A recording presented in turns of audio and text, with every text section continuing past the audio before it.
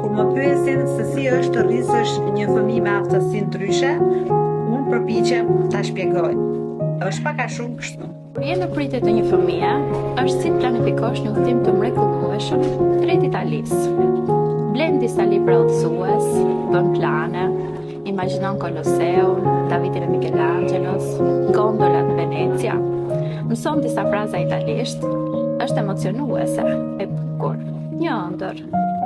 Dhe kur më në fund vjen ditë, ti nisesh udhëtimi zgjat disa orë. Dhe kur avioni shpresur Deza pushet dhe thot. E se erdhe në Hollandë. Hollandë, çfarë do të thotë Hollandë? Unë doja të shkoja në Itali.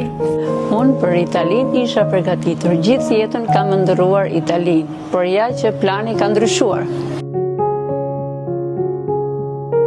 Avioni ka zbritur në Hollandë dhe tani ja aty dhe aty do të qëndrosh.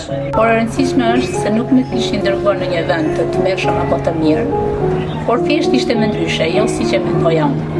Kështu që duhet të marrësh disa libra të rinj udhëzues, të mësosh një gjuhë të re dhe të takosh njerëz që ndoshta nuk do t'i kishe takuar kurrë më parë. Është thjesht një më ndryshe.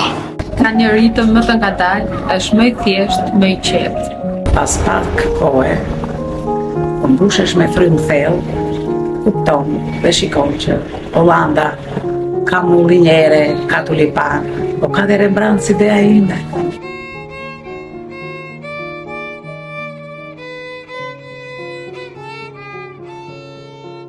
Por ndërkohë të gjithë rreth janë të zënë duke shkuar e duke ardhur nga Italia. Të gjithë flasin se sa bukur kanë kaluar atje. Dhe gjatë gjithë jetës tënde ndoshta do të thuash, po, atje doja të shkoja.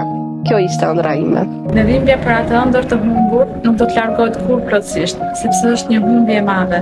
Është humbje e një pritjeje, e një bote që kishe krijuar në mendje. Por nëse kalon gjithë jetën duke vuajtur për Italinë, nëse mbetesh i lidhur pas asaj ëndre që nuk ndodhi kurrë, atëherë mund mos arrish të shijosh gjërat e bukura, të mrekullueshme që ka Hollanda.